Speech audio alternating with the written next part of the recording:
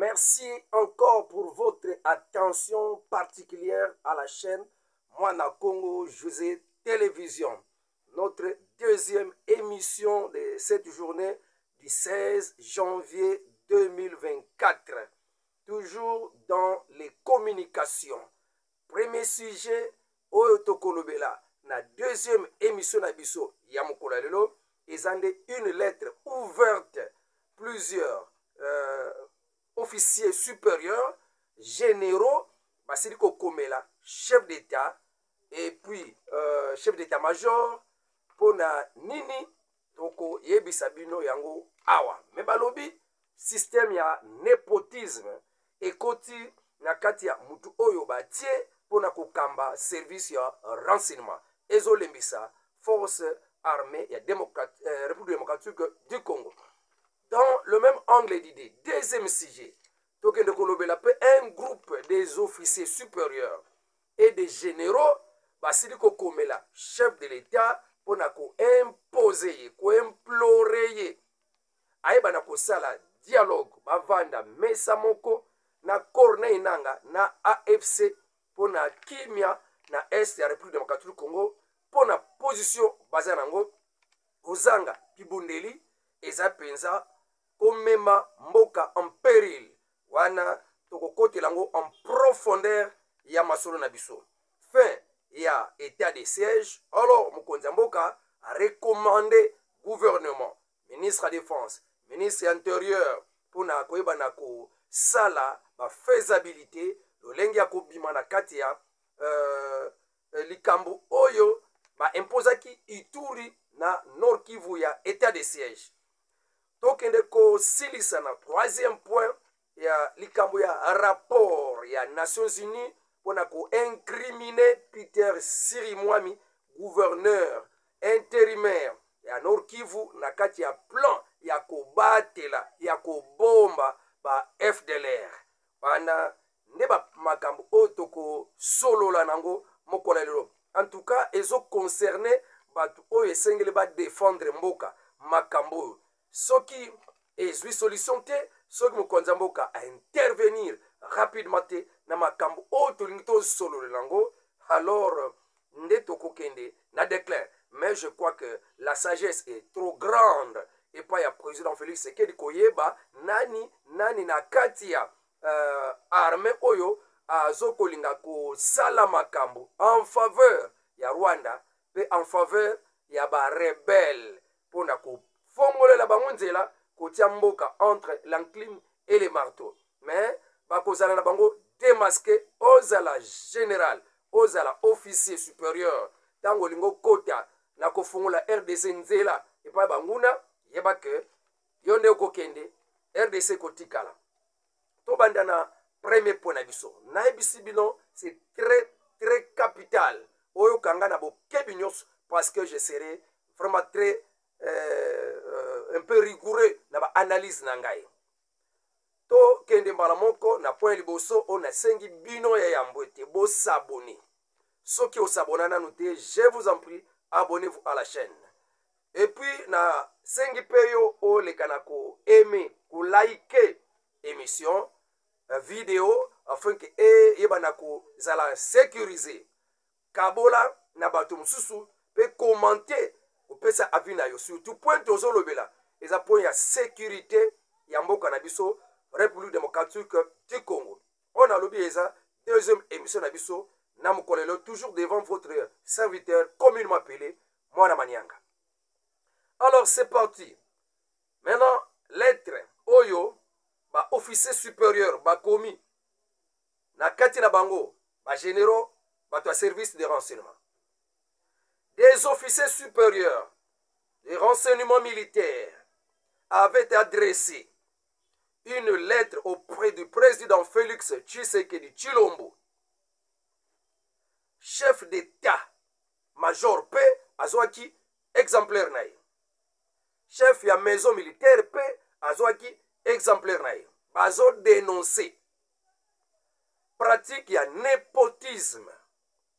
Na kati ya cabinet ya nouveau commandant ya DEMIAP. C'est quoi népotisme? elakisi ke ntango mutu aza na bokonzi alingi azwa kaka atia kaka pembeni na ye bamembre de famille na ye baconstitue entourage na ye wana ezokende mpe kobalana na nepotisme wana ezokende kobalana na favoritisme. Favoritisme ezali nde kofavorize mutu moko songolo batu moko songolo en défaveur ya batu mosusu wana favoritisme ezo monana ebele fale toza oyo mais favoritisme ekenda kozwa po aza ndeko nanga mokongo alors aza plus favorisé na en défaveur ya muswahili to muluba ezoleka mpe kati na bakabine ebele kati na mosala favoritisme donc ebele baza plus favori par rapport à bamosusu mais népotisme eza nde kotia na entourage na yo oyo baza bamembre ya famille nde baremarke yango au sein de l'ex-DEMIAP sous la direction de son nouveau patron kombo na ye J.R. Makombo. Alors des nominations oyo esili kosala masika ya monsieur J.R.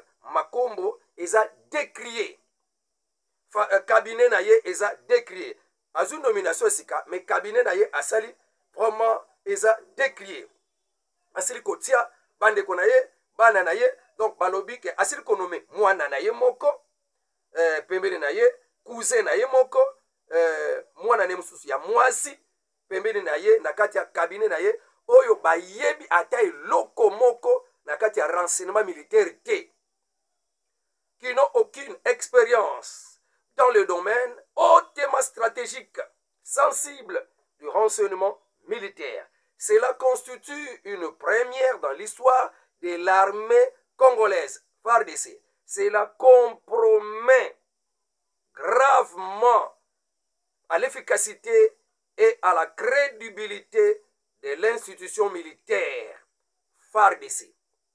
Et donc, de toucher la crédibilité, efficacité, il y a FARDC. Alors, na kati ya lettre na bango ba officier supérieur oyo ba marché ba mona bango te ba kangi monoko te ba lobi nous sommes encouragés de parler du désordre général dans l'armée. Ba dénoncer désordre na kati ya armée et si cela continue ainsi alors en quoi bon continuerons-nous de défendre et de mourir pour des incompétents qui ne pensent qu'à leur famille. Ce qui continue bon, ponani, tomi pesa, tomi kaba, tina liwa, pona batumoko, baosalela mabumuna bango, baza incompétent, ou baosala mabumuna bango, yoka penza lettre poto kobeta moi analyse quand même na lettre yango. Ces propos traduisent un malaise, un profond malaise au sein du rang des FARDC. De nombreux officiers supérieurs qui se sentent trahis par une hiérarchie qu'ils jugent de plus en plus déconnectée des réalités du terrain. Donc, la hiérarchie va déconnecter la réalité où ils sont sur le terrain. Comme kotia batu oyo bazana bango vraiment na kati ya domaine ya renseignement te ba ko kate kozwa renseignement esengeli donc déconnexion totale na makambo zo sala matire sur terrain na hiérarchie. C'est un appel direct au président Félix Tshisekedi, commandant suprême ya FARDC, afin de prendre des mesures dramatiques pour mettre fin à ce qu'il qualifie de népotisme, favoritisme, flagrant, gestion clanique. Donc, ezaka clan nabino, famille nabino, wanande makambo zo bebisa mboka, ezotia frustration, ko yima na kati mitema ya batu, na ba oyo baza non pris en compte.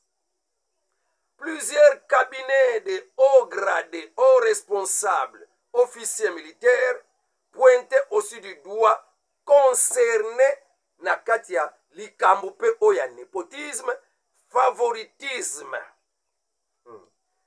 yango ezoko entraîner méfiance na kati ya armée congolaise déjà accusé déjà na manque ya leadership, crise ya leadership, corruption, favoritisme, incompétence, donc makambo ebele oyo bazofundela bango déjà ale baya kobakisa susu népotisme tuka balobi il faut baloba.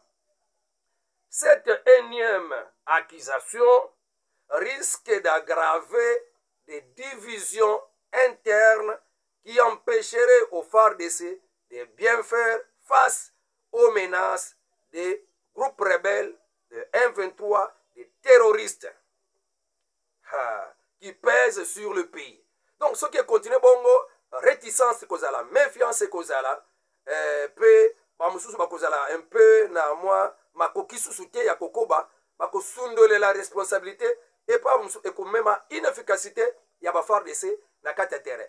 D'après mukanda na bango batindeli président de la République batindeli chargé ya makambo militaire na kati ya cabinet ya président Félix Tshisekedi pe na chef d'état-major. Cette situation peut avoir des conséquences néfastes aux officiers engagés au front, ayant des sentiments d'être trahis par une hiérarchie préoccupée par leurs propres intérêts. Risque d'un désengagement dangereux na kati ya front. Ce qui biloko continue désengagement moko ekokiko salema. Bon, wana sujet liboso tobetela wana analyse. Selon analyse langa ngana moni que biloko sont des réalités qui se passent. Mais est-ce que yango photo c'est lango lettre en pompe. Lettre moko donc ekomami en pompe pas diffusé yango. En tout cas ça cache quelque chose na kati na senango. Parce que tomoni que biloko yo même na terre ya Kabila ça a été. Et s'il faut les corriger, et ça na réunion président Félix Tshisekedi à Kotaka na ba généraux et il y a beaucoup plusieurs autres aussi moyens ya koyeba na ko talisa yango que c'est regroupé en un nombre de gens, des généraux, des officiers supérieurs, il y a ko ça la lettre directe en pompe et zola qui ça vraiment moi rébellion moko boy moi quelque chose il y a na koko lobango il y a réticence, il y a signe, il y a désengagement aux ordres du chef de l'État ou de la hiérarchie, il y a armée. C'est que bah oyo ba na problème na changement et salamaki na kati ya demiap to soki baza contre te na changement wana alors baza contre mutu o batie peut-être aye ko imposer réforme ndenge salamaki et pas ya papa Constant Mutamba personne ne l'a aimé na ba magistrat to na bato basalaka déjà na kati ya domaine wana ba profiter kinango ils n'ont pas aimé Constant Mutamba lui cherchant des voies et moyens pour l'éliminer. Ce qui est la réalité ya azumwana na ye azumwana ya mwasi azumwana mbali azu cousin na ye pote na kati ya cabinet bana notion ya renseignement il y avait beaucoup de moyens pour na koyeba na ko éclaircir yango peko lakisango président de la République mais pas par une lettre ouverte au salami penza en pompe afin que la communauté internationale peut atteindre et bimina ba journaux. Ça, il y a quelque chose qui se cache d'après mes analyses, un peu de révolte mon kozawan. Bon, ce qui olingo yeba penza bien analyse langa que eza penza na ndenge normalité, ce n'est pas la méthode qu'on pourrait réellement réagir ce qui li kamwana salami na kati ba cabinet ya ba officier supérieur ba pebe o ba sali bongo baza ba officier supérieur baza ba généraux o ba sanganaki baza pe ba officier supérieur et aussi on leur cabinet. Mais pourquoi ils s'attaquent contre ces cabinets? Donc pour dire que eza penza problème népotisme c'est vraiment commandité hein, cette lettre là-bas. Alors total un peu deuxième sujet pour remarquer que réellement l'affaire est autre part. Deuxième sujet, c'est un groupe de généraux et des officiers supérieurs encore qui s'organisent et demandant au chef de l'État Yakovanda Mesamoko na Nanga pena AFC sinon ruine ekoya mabe ekoya na kati ya mboka na biso République démocratique Congo. Nakotanga peto tia moi analyse à la fin. la RDC en péril, ndenge komami, des généraux et des généraux des services de renseignement de l'Est et quelques officiers supérieurs de l'Est écrivent au président Félix Tshisekedi. Mais bango balobi kaka a Tshisekedi. Ngane nazokotia au président Félix Tshisekedi. Mais bango balobi écrivent à Tshisekedi, lui demandant de négocier avec Corneille Nangaa et l'AFC pour éviter l'effondrement de son régime. Bah, le président Félix Tshisekedi a solo la kaka na Nangaa pour éviter l'effondrement du régime na ye Tshisekedi. Pourquoi? Bah, nani wana? Ça veut dire quoi? Totanga. Les généraux signataires de cette lettre mettent en lumière les énormes défis auxquels les FARDC sont confrontés dans leur lettre contre les groupes, dans leur lutte contre les groupes armés. Batali se président Félix Tshisekedi ba makambo o ba kutana nango ba mikakatano o ba kutana nango na kati ya kobundisa banguna. Balobi, il y a manque de moyens financiers, manque de logistique. Pour mener une guerre efficace, il y a eu des pertes en vies humaines intenses, sans ravitaillement et sans équipement moderne. Il est impossible de sécuriser l'Est de la République démocratique du Congo. Nous sacrifions nos vies pour une cause qui semble malheureusement perdue. Wana bango bazoro babanani, ba généraux na ba officiers supérieurs ya Est. Au moins la politique ici kezali. Pour sauver ce qui peut encore l'être et éviter une débâcle totale, le président doit accepter les dialogues avec Corneille Nangaa et l'AFC. Ça sera la clé pour apaiser la situation, réduire les tensions et éviter de nouvelles pertes en vies humaines inutiles. Wana bango batu bazoko koma bongo. Donc, dans la côté en lettre, mais on comprend déjà que c'est qui ça, ces généraux qui disent que non, tu as un ravitaillement, tu as un boété, perte en vie humaine, les amakasi, alors pour éviter des bâcles, et c'est le cas que le président Basola Nananga. Donc, si c'est un mukanda pour na OP, ça peut analyse lango. Comme langai, abonnez-vous si vous n'êtes pas encore abonné, likez, c'est très important ce que je vous dis. Et puis, Mika Kalelo, dans la salle déjà, on a tongo, mais dans le but nouvelle, on a encore raté un côté, je dois quand même aussi venir voulait dire ce qui se passe aujourd'hui. Ce n'est pas de la blague. Le pays est en danger. Nous n'avons plus de moyens de continuer ces combats. Généraux. Il y a S. Nous n'avons plus de moyens de continuer ces combats sans fin. Il est temps que le gouvernement congolais entame des pourparlers avec ceux qui contrôlent réellement le terrain. Mais toujours comme il que la plus grande partie est contrôlée par les Ouazarés et les FARDC. Mais ce sont eux-mêmes les FARDC qui disent que réellement, tu vas contrôler le terrain, ils ont dit AFC.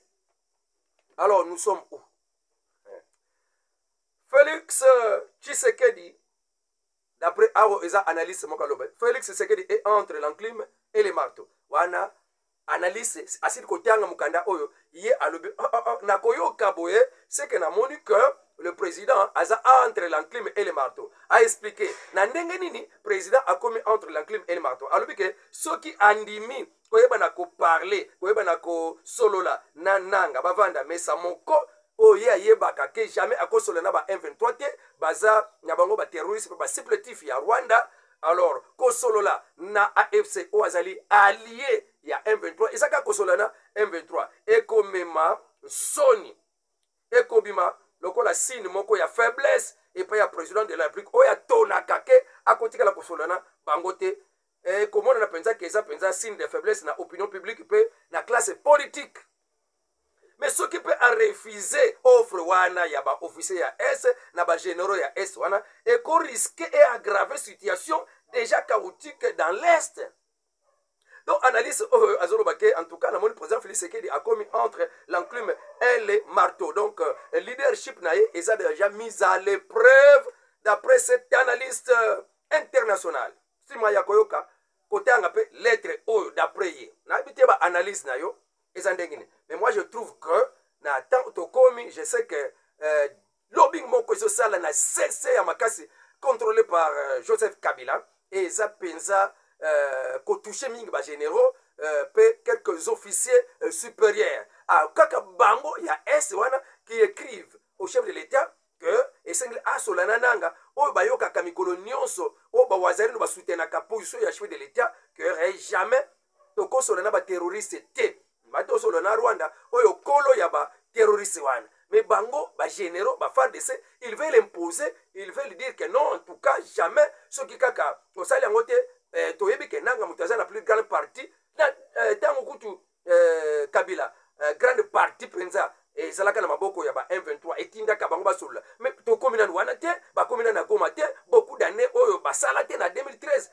Basala quelque temps, ba komina Goma. Maintenant, jamais, beaucoup de temps. Et pour bolo, ba que, non, bango bazo occuper le grand parti, alors il faut kaka kosolo là pour décliner à la tête parce que tozo confronter banani bazo ka ba Edouane, banani ba benga ka bango ba miyibi, banani ba benga bango ba driblaka, ba premier ba. Mais ce sont ces généraux, ba autorités supérieures et ce sont ces mêmes autorités au basé ka toujours ba funda ka bango des mèches ba travailler ka des mèches avec les rebelles bazo ka mbongo ba M23 kalate mbongo bazala ki ko débloquer mbongo pona ko kabola ba généraux na biso etambola ki menace généraux basali lisanga moko ba banda ko loba contre mboka na bango ke to solaka na batongo to solaka na batongo pour quel but pour to solana batongo. Donc ces généraux sont déjà fouchis. Donc ceux qui est pas Kagame na bazala ça mbala moko libanda et puis mutoka lo ba pe azati. Et puis sous surveillance d'après analyse dans Gaskoana baza déjà corrompu et so fallait pas pesa ba Congo na bango mais basinete na ebité ce qui est sa chaîne diabolique ya ba Rwandais mutozo bimisa ba information oyo pona ko lengisa président Félix Sekedi to ba oyo bazo ko soutenir vraiment vision chef de l'État na ebité mais ba ko lengisa mututé ba onyo swana so que za lettre ya solo et uti na ba média na ba journaux ya solo penza ya que l'être on a pensé Zalaki, alors il faut qu'on radie Bango au plus vite dans l'armée. Et s'il faut remédier la situation à népotisme, c'est très facile pour remédier la situation. Alors, Conseil des ministres, oui, Zalaki, extraordinaire, lobby le 15 janvier 2025, Namutu Nango, Baponi Mama, Judith Souminois, pe Moutako Kambaka, défense Moutako Kambaka, intérieur pour na Balekana Kosala, moi banzela ba tracer banzela ba benga kango fait de route pour na kolongola état de siège na Ituri na Nord Kivu ana conseil des ministres extraordinaire et zalaki na mokola lobby toujours na bokambamia lui-même chef de l'état alobaki pour na bango que 15 jours na pesi bino gouvernement pour na ko salelanga fait de route pour na ko bimisa ba territoire mi balé wana non ba province mi balé wana na kati ya état de siège. Na yango rapport moko bimaki na 2024 na fin donc na décembre ya Nations Unies et kendaki ko incriminer Peter Sini mwami ke ta moko boy opération moko ezalaki ya ko éliminer ba FDLR pe ba deux dirigeants na bango mais muto interkalaki apekisaki opération wana ezali Peter Siri mwami bazolo banini na rapport ya Nations Unies wana révélation moko sur Siri Mwami que yende mutu aza penza ko soutenir FDLR na République démocratique du Congo. Aucun commandant ya FDLR akangamaki ata babomaki.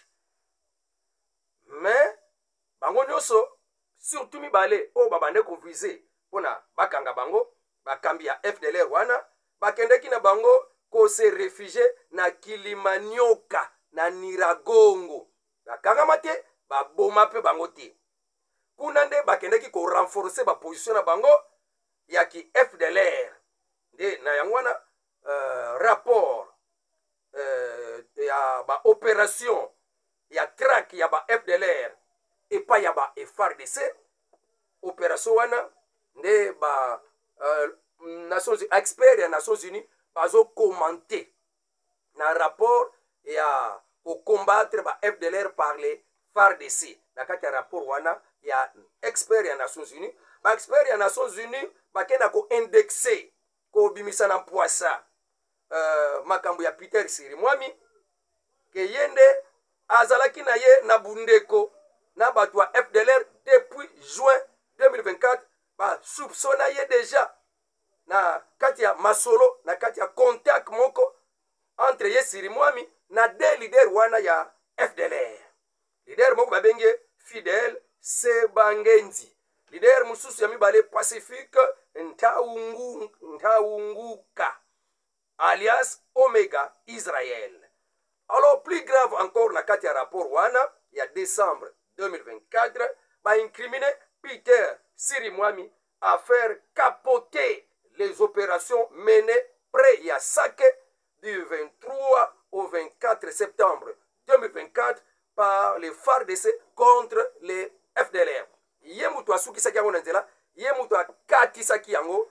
Donc rapport wana ya Nations Unies ezo ko incriminer ko indexer papa Sirimwami pona protection ya ba FDLR na mboka ya République démocratique du Congo. Au Rwanda lobaka ke ngai na kotaka na République démocratique du Congo parce que il y a mes ennemis qui sont un danger pour le Rwanda, ce sont des FDLR. Bayokana na kati ya processus ya Rwanda qu'il faut anéantissement des FDLR. Mais pour la concrétiser yango Kagame aboyine ko continuer processus wana. Alors à qui la faute? À qui la faute? Soki ba FDLR wana bazalaka na mituna bango bebeke bazalaka, soki bazalaka menace pour na Rwanda, soka menace bango mukolo nini yango présence ya Rwanda na RDC moko babaluki na bango. Oh non, parce que les Tutsis sont menacés. C'est pourquoi ba Tutsis congolais baza menacés, c'est pourquoi présence ya ba M23. C'est pour cette raison na yelelo koyebisa bino makambo oyo ezoleka esengele mutu na mutu totia munoko, totia commentaire. Qu'est-ce qu'il faut faire? Qu'est-ce que le président Félix Tshisekedi devait faire na ba généraux oyo mukanda bakomi pona demiap na mukanda bakomi pona ese na biso ya République démocratique du Congo ko imposer président Félix Tshisekedi avanda mesa moko na ba M23 pourtant ofandi na nanga kasi ofandi peka na ba M23.